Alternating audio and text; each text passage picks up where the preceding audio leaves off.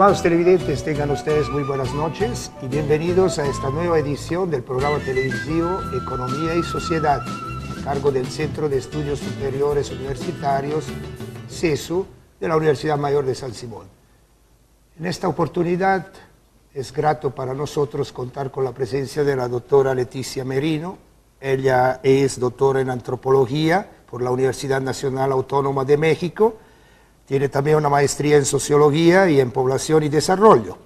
Así que la saludamos con el mayor de los sagrados, doctora Merino. Muchas gracias.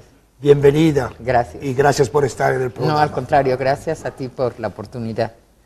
En realidad, con ella vamos a trabajar un tema que es muy interesante, es muy importante. Vamos a hablar de estos conceptos de bienes comunes. Ella ha tenido la oportunidad de traducir al español 3 de las obras más grandes e importantes de Elinor Ostrom. Por ejemplo, El gobierno de los bienes comunes, Trabajar juntos y Más allá de los mercados y los estados. Así que vamos a empezar el programa tratando de explicar qué son los bienes comunes ambientales. Ok. Bueno, el concepto, la idea de bienes comunes, si bien tiene raíces históricas y creo que corresponde a una práctica que sociedades alrededor del mundo han desarrollado siempre para manejar recursos colectivos, recursos que son de interés común, cobra importancia en los últimos, bueno, ya 50 años. O sea, hace 50 años se publicó un artículo que causó mucho revuelo, que se llamaba La tragedia de los bienes comunes, que publicó un biólogo metido a demógrafo, quizás Garrett Hardin, que de manera muy simple, muy sobresimplificada, propone que los bienes, que los recursos, los sistemas, los bosques, el agua, que se utilizan colectivamente, que utilizan varios, van a acabar siendo destruidos porque cada uno nos movemos solamente por intereses de beneficio individual y entonces vamos a destruir los bienes colectivos. La gran aportación, bueno, fueron muchas, pero la primera gran aportación de Elinor Ostrom, ganadora del Premio Nobel de Economía de 2009, la primera y única mujer que lo ha ganado, fue el decir que si bien esto sucede en algunos casos, Harding no explica por qué, pero sobre todo que existen muchas experiencias alrededor del mundo, aquí en Bolivia, de manera muy importante con los irrigadores, pero hay en América Latina, en Asia y África, casos de grupos, de comunidades que manejan ríos, pastos, bosques, y esto también se da en Europa de manera muy importante, los pastores de renos, las gentes que manejan prados en Inglaterra. O sea, es una experiencia que se da mucho en comunidades, y no solamente comunidades rurales. Y Ostrom muestra que si bien la tragedia de los comunes existe en algunos casos, en muchos casos no hay tal tragedia, hay experiencias que si bien son difíciles, pueden ser exitosas y pueden ser opciones para el manejo de estos bienes. Ella empieza trabajando con bienes comunes naturales y creo que ahorita el tema es bienes comunes naturales, aunque ejemplos de nuevos bienes comunes, de bienes creados y manejados colectivamente que requieren cooperación y coordinación para producirse y mantenerse. Tenemos, por ejemplo, el ejemplo de Internet, el gran ejemplo de la Wikipedia, que es un recurso creado colectivamente y que se maneja con aportaciones y contribuciones personales, pero dejando esto de lado, la mayor parte de los sistemas naturales son bienes comunes, en el sentido que no se pueden, que se usan colectivamente, que benefician a más de uno, y sobre todo que no se pueden proteger o usar sosteniblemente a partir de voluntades o de iniciativas individuales únicamente. Por supuesto, las iniciativas individuales tienen un peso importante, pero no puedo yo sola, por más que tenga la infraestructura, apagar un incendio forestal por mí misma.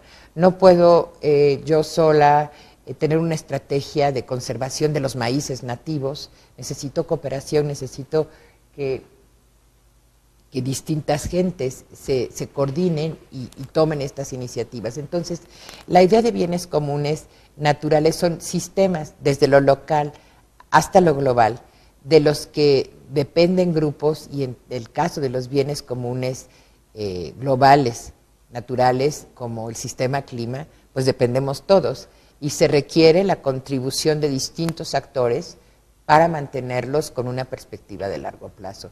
Esa es la idea de bienes comunes, bienes que son usados colectivamente, que benefician a colectivos, y yo subrayaría el tema de que requieren lo que llamamos acción colectiva, que es cooperación y coordinación para mantenerse con perspectivas de largo plazo. Muchas veces estos bienes comunes naturales pueden ser sujetos a propiedad privada o ser controlados por el Estado y tienden a deteriorarse.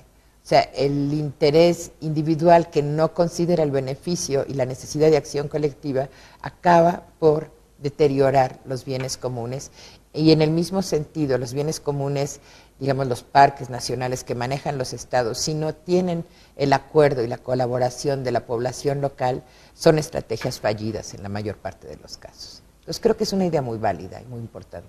No, decididamente muy válida. Sin embargo, me parece que es un acto de amor ir contracorriente, como los salmones, dispuestos a herirse, dispuestos a morir, para salvaguardar este resabio de visión de vida colectiva. Es verdad, existen todavía muchos ejemplos al respecto, pero pareciera que son ejemplos que a duras penas sobreviven. Yo diría que me gustó cómo lo expresaste. Yo creo que sin actos de amor inteligentes no vamos a poder construir el futuro o tener un futuro como sociedad. O sea, las amenazas ambientales, y no solo ambientales, sociales y económicas, que enfrentamos como sociedad global y como sociedades nacionales y locales, latinoamericanas y no solamente latinoamericanas, son muy grandes. Yo creo que es la idea de que los bienes comunes son un resabio del pasado, yo diría que es parcialmente cierta. Yo creo que en el pasado, con menos poder de los estados, con menos poder de los mercados todavía sujetos a las sociedades locales y no al revés, lo colectivo tenía más vigencia, pero en gran medida el deterioro obedece a manejar estos bienes de interés público, como el clima, como los cuerpos de agua, como las pesquerías, como la diversidad genética, o sea, son temas bien actuales. El deterioro responde a que han sido manejados en función del interés unilateral de unos cuantos, o sea, de quienes controlan los mercados globales y nacionales. Y yo creo que es cada vez más evidente que necesitamos considerar en políticas públicas y en acciones individuales perspectivas que incorporen el bien común, entendido como sobrevivencia. Y cuando hablamos de gobernanza ambiental, Ajá. Bueno, ¿a qué nos referimos y cuál es su importancia?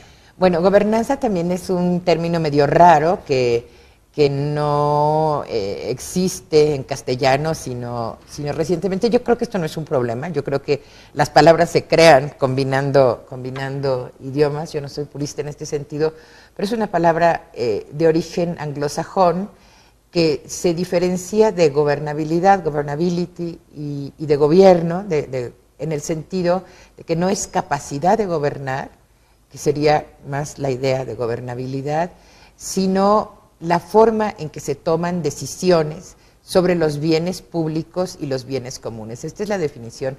Hay distintas definiciones de gobernanza de un grupo muy importante que se llama el grupo de gobernanza del sistema Tierra, the Earth System Governance. A mí me gusta, y incluye en la gobernanza, en esta forma en que decidimos, la forma en que se manejan y se usan y se proveen, se protegen, se desarrollan bienes de interés colectivo y público, en un sentido más amplio, tiene que ver con reglas, o sea, las reglas que norman el uso y la protección de estos bienes, tienen que ver con las formas en que se hacen las reglas, quienes deciden sobre las leyes, son hechas de manera unilateral, de manera central, son adecuadas a lo local. Y también el término de gobernanza o de sistema de gobernanza incluye esto que llamamos mapa de actores, o sea, los actores que usan, deciden, influyen en las decisiones sobre los bienes comunes y públicos. El término de gobernanza, por algunas agencias de Naciones Unidas, en particular el Programa de Naciones Unidas de Desarrollo, ha sido usado de manera normativa, asociado a tiene que haber participación de distintos sectores en el gobierno, lo que tiene lados muy positivos, pero también lados muy riesgosos, aspectos muy riesgosos, porque ha sido asociada al peso de las corporaciones nacionales y transnacionales en las decisiones de interés público. Entonces esto es riesgoso porque son actores que tienen mucho más poder que la mayoría de los ciudadanos, como nosotros, de las comunidades, de quienes caminamos a pie. Bueno, se camina a pie, de quienes andamos a pie por el planeta. Gobernanza ambiental, desde mi perspectiva, debe de ser usado de una manera más analítica y tender a focalizar, tender a visibilizar aspectos como qué tan adecuadas son las normas, qué tan adecuadas son las leyes, cómo debe de darse la participación de los actores afectados por las leyes y normas en su elaboración, cómo se vigila su cumplimiento, quién lo hace, tiene o no legitimidad, cómo se sancionan. La impunidad es un riesgo, es una presión tremenda para la gobernanza, o sea, destruye la gobernanza, la posibilidad de construir acuerdos sobre estos bienes sobre los que no puedo decidir yo solo, siendo funcionario o siendo comunero o siendo corporativo. ¿Y por qué Y es importante? Su importancia, yo creo que es sumamente, digo, y partiendo del marco de Ostrom, se subraya el aspecto de la participación de los afectados por las leyes y por las normas, en este caso los usuarios de los recursos, quienes deben de contribuir a su provisión en la formulación de reglas, normas y leyes. Por ejemplo, si yo soy miembro de una comunidad forestal y tengo que enfrentar, que participar en combatir incendios o en combatir plagas, yo conozco el sistema, yo conozco mi comunidad, estoy en una posición privilegiada, en la posición más adecuada para formular normas, y en este sentido las leyes deberían de ser lo suficientemente amplias para dar cabida a la iniciativa local, porque es muy demostrado en análisis de instituciones que las normas, leyes y reglas que se elaboran y se imponen de manera vertical, sin considerar las condiciones locales, sociales y ecológicas, pues más afectan que contribuyen, afectan en un sentido negativo. Entonces yo creo que es muy importante pensar en la forma de decidir adecuada a las presiones y a las condiciones que enfrentan los recursos naturales, los sistemas naturales, que son sistemas socioambientales, no son sistemas solamente sociales, o no deben ser vistos como sistemas solamente sociales, ni como sistemas solamente ecológicos, sino como la combinación de ambos. Entonces yo creo que es fundamental atender a este aspecto, porque los sistemas naturales o socioambientales, desde lo local hasta lo global, se encuentran sujetos a una presión cada vez mayor, se encuentran sujetos a presiones cada vez más complejas. El tema del cambio climático nos afecta a todos, no es un mantra con el que explicar todo, pero trabajando en comunidades locales desde México, Guatemala y ahora lo que estoy viendo en Bolivia, Salvador, o sea, el tema del cambio en los patrones de lluvia, de sequías prolongadas, de lluvias torrenciales, de cambio de los cuerpos de agua, de los sistemas naturales de los que depende la gente, de los que dependemos como sociedad, son cada vez mayores. Entonces creo que debemos de tener reglas que respondan de manera muy fina a estas presiones. Bueno, y aparece de por medio la necesidad de contar con altos niveles de capital social. Por supuesto. En esta gobernanza, por supuesto, ¿verdad? Sin entonces, eso no funciona. El capital social. Ok. El capital social es un tema que en los últimos 25, 30 años ha surgido y ha tenido más relevancia. Ostrom define capital social, o sea, en distintas dimensiones. Una dimensión fundamental. La fundamental es la confianza. Tú lo dijiste. Yo creo que es confianza en los otros, confianza en las instituciones, y por instituciones me refiero a estados y mercados en distintas escalas. Saber que que mis impuestos van a ser bien utilizados, saber en que puedo participar en elecciones porque mi voto se respeta, saber que no hay impunidad o abuso por parte del gobierno, pero también seguridad que puedo hacer transacciones de mercado sin que el banco me robe o cosas por el estilo, ni que mi vecino abuse. Entonces, creo que la confianza en distintos niveles, desde el nivel comunitario hasta el nivel de confianza entre actores, entre los que existen distintas jerarquías, es fundamental. Y aquí yo quisiera señalar que entre más desiguales son las sociedades, más escasa es la confianza. Entre mayor es la igualdad entre sociedades, tiende, y esto es un hecho muy comprobado y que en los últimos años tiene cada vez mayor importancia. Entre más igualdad hay, mayor es el nivel de confianza en los otros, en el Estado y en el mercado, incluso en el mercado. Y aquí cabría la pena señalar que América Latina es la región más desigual del mundo. Y esto es trágico, es un reto enorme, es una herencia de nuestro largo pasado colonial, con la discriminación a la que dio lugar. Los países más igualitarios y con más capital social, por ende, digamos, y hablo no solo de capital social local, porque puede haber capital social local muy importante en regiones rurales o en barrios en América Latina y en otras regiones del mundo, pero en términos generales es Escandinavia y Japón. Bueno, además de la confianza, otra dimensión del capital social que se relaciona con la confianza es la existencia de redes de colaboración y de intercambio de información, de intercambio de recursos. Ostrom decía que un indicador de capital social es el número de cosas que la gente hace junta. Entre más acción colectiva tenemos entre nosotros y entre los otros, más crece nuestra confianza y la posibilidad de hacer cosas juntos. El último libro de Ostrom se llama Trabajar Juntos, un libro sobre metodología de la investigación participativa en algunos aspectos. Entonces, redes es muy importante y actores externos, que esto es un debate también, qué tanto desde el exterior se puede favorecer o afectar la confianza. Afectar creo que es muy claro que se puede hacer y que las comunidades pueden ser divididas. Tenemos el caso de algunas políticas públicas, proyectos mineros, grandes proyectos externos que tienden a dividir a la gente, pero también desde intervenciones externas cuidadosas se puede favorecer la confianza promoviendo las redes de colaboración. Y el último aspecto del capital social es el contar con reglas, con instituciones confiables, porque, digamos, el cooperar tiene que basarse en reglas acordadas que se cumplen, cuyo incumplimiento se sanciona, etcétera. Entonces, son como aspectos que se retroalimentan y que yo creo que son muy importantes y sin los cuales la gobernanza, y no solo el futuro, sino el presente, no son viables. Muy bien. Y entonces, ¿cuáles son los mayores retos que tenemos de aquí para adelante con respecto a la gobernanza ambiental y la sustentabilidad? Yo diría que son distintos, pero me gustaría resaltar dos que me parece que son los mayores. Uno, ya hablé de él, es la desigualdad.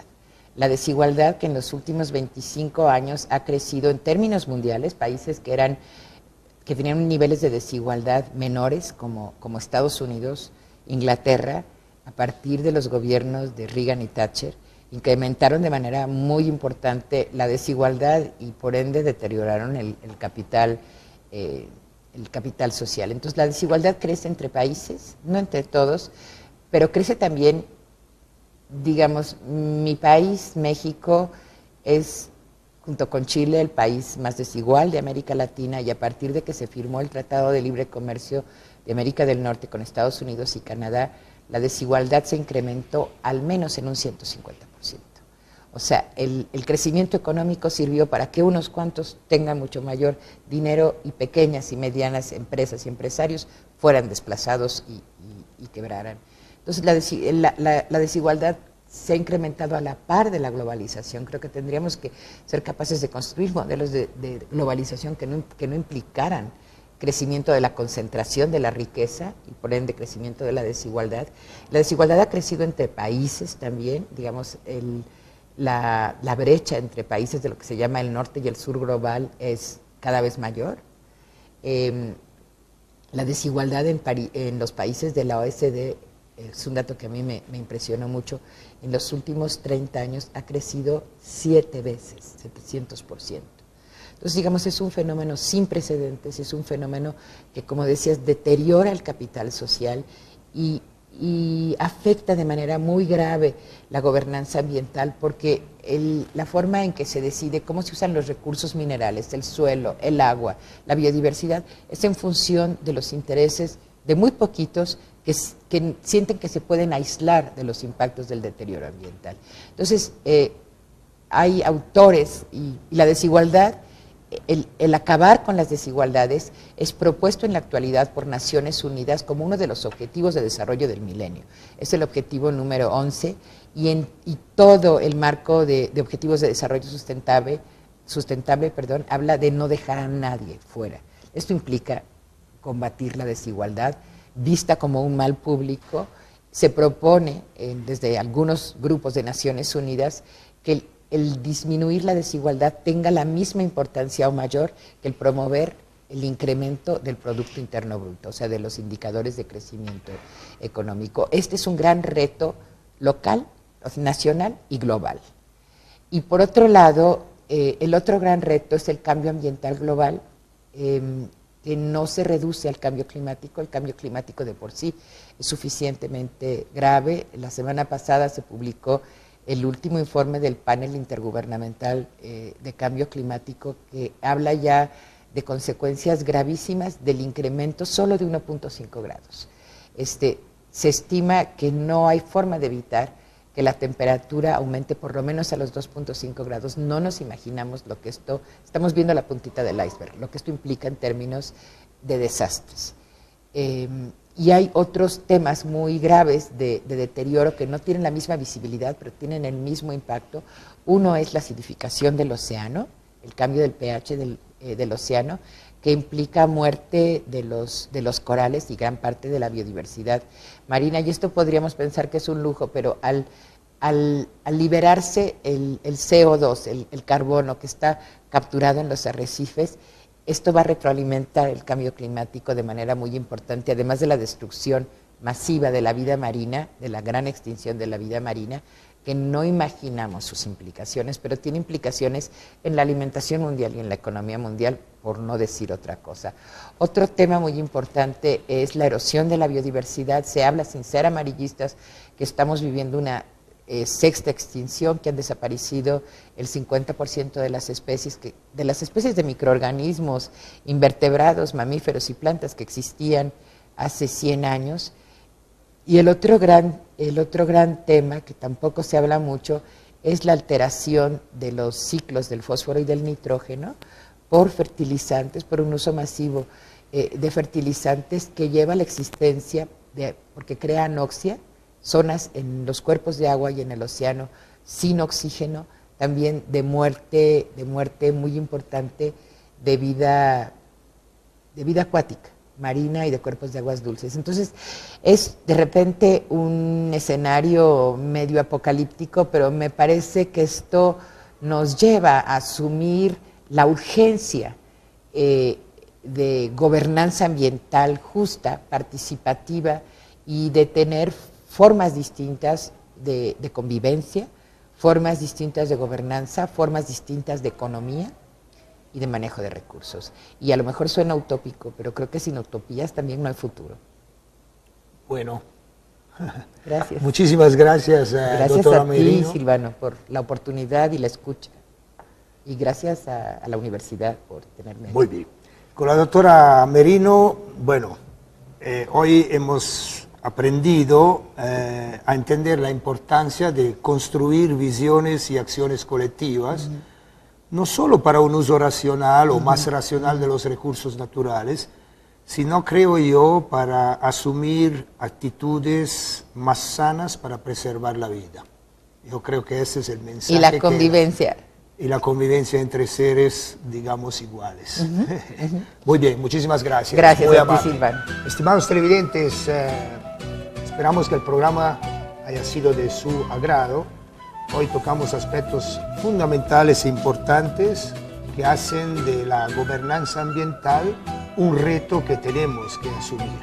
Ya cada vez con una responsabilidad más radical. Hasta una próxima oportunidad. Muy buenas noches.